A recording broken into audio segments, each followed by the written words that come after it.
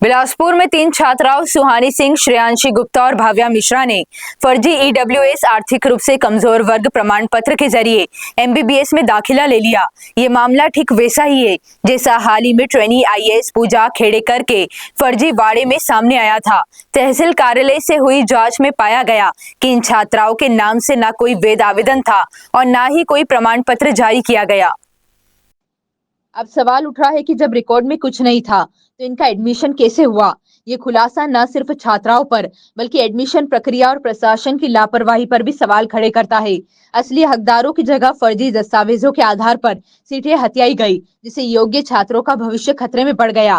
फिलहाल प्रशासन ने जांच तेज कर दी है और कॉलेज प्रशासन से भी जवाब तलब किया जा रहा है। लेकिन बड़ा सवाल यह है कि क्या सिस्टम की आंखें तभी खुलती है जब नुकसान हो चुका होता है। अभी इसमें जो जानकारी आई है कि इस तरह से 3 सर्टिफिकेट्स तहसील से जारी होना बताए हैं, उसकी जांच चल रही है। इसमें जो भी आवेदक हैं उनको भी तहसील में आज बुलाए हैं। इतना आसान पहुंच हो जा रही है सील मोहर की, इस पर थोड़ा सा इसमें डिटेल ये देख करके कि किसने क्या किया है, जिनाइन केस है या किसी ने आईडी पासवर्ड का मिसयूज करके इन सारी चीज़ों पे किया है, वो सब जांच के बाद पता लगेगा और जो भी कार्रवाई होगा दोषियों पे कार्रवाई होगी। एक चीज़ है, पता नहीं ऑफ द मेरा उसमें हो सकता है, टैरिफ को लेकर के अभी स्वदेशी अपनाने पर कुछ दिशा निर्देश, ऐसा कुछ मेड इन इंडिया को लेकर के कुछ आया है हमारे पास जानकारी, ज़्यादा लोगों को प्रोत्साहित करने?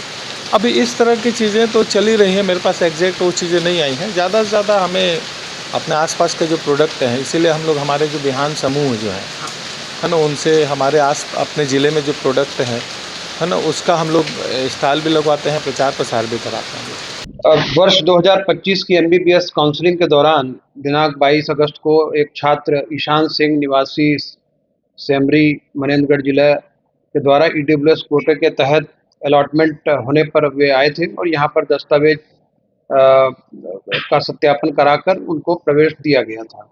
इसके बाद शिकायत के आधार पर संचालय ने कलेक्टर मनेंद्रगढ़ को सूचित किया। कलेक्टर साहब ने उसकी जांच तहसीलदार, एसडीएम और से कराकर यह पाया गया कि वो जो ईडब्ल्यू सर्टिफिकेट अभ्यर्थी के द्वारा पाया गया था वो अवैध था और उसे कैंसिल कर दिया गया। कलेक्टर मनेंद्रगढ़ के द्वारा इसकी सूचना संचालय को दी गई। संचालय से हमें यह निर्देश प्राप्त हुआ कि यह इस एडमिशन को जो प्रवेश दिया गया है 1 दिन पूर्व, उसे निरस्त किया जाए। हमने तत्काल कार्यवाही करते हुए अभ्यर्थी और उनके परिवारजनों को बुलाकर उनकी उपस्थिति में उनको दिया गया जो एडमिशन लेटर था वो वापस लेकर उसे निरस्त कर दिया और उनके बाकी जो ओरिजिनल दस्तावेज हैं उन्हें वापस कर दिए गए। तो जैसा संचालय से निर्देश प्राप्त हुआ, तत्काल कार्यवाही करते हुए दिए गए प्रवेश को निरस्त कर दिया गया। बार कोड की व्यवस्था अगर होने पे जांच हो सकती है, अन्यथा की स्थिति में इतनी भीड़ भाड़ रहती है, वहाँ पर बिना किसी उसके टेक्निकल या बार कोड जैसी कोई व्यवस्था के न होने पर उसकी जांच किया जाना संभव नहीं है।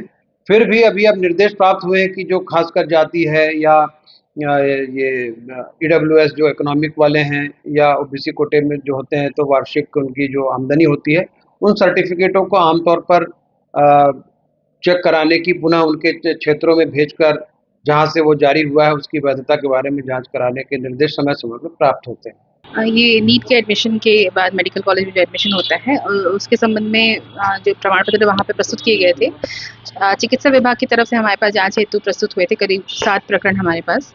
तो प्रथम दृष्टया हम लोगों को संदिग्ध प्रतीत हुआ, जिसकी जांच हम कर रहे हैं, विधिवत जांच कर रहे हैं ऑनलाइन प्रकरण से लेकर के आवेदकों का बयान लेकर के।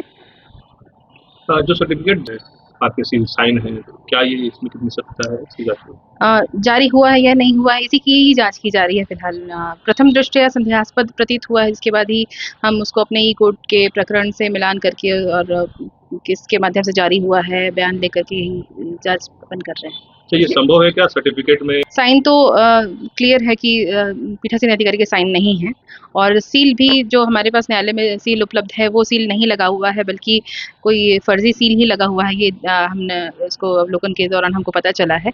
इसी के बाद ही ये जब ये तथ्य जब हमारे सामने आए, तब उसके बाद हम उस पे जांच कर रहे हैं कि ये सील एवं ये जो फर्जी जाली दस्तखत किए गए हैं पीठासीन अधिकारी के, वो किसके द्वारा किया गया है, कौन इन्वॉल्व है, और ये क्या जो भी गिरोह अगर चल रहा है तो हम उसके जांच कर रहे हैं, और जो भी दोषी होंगे उस पे विधिवत कार्रवाई की जाएगी।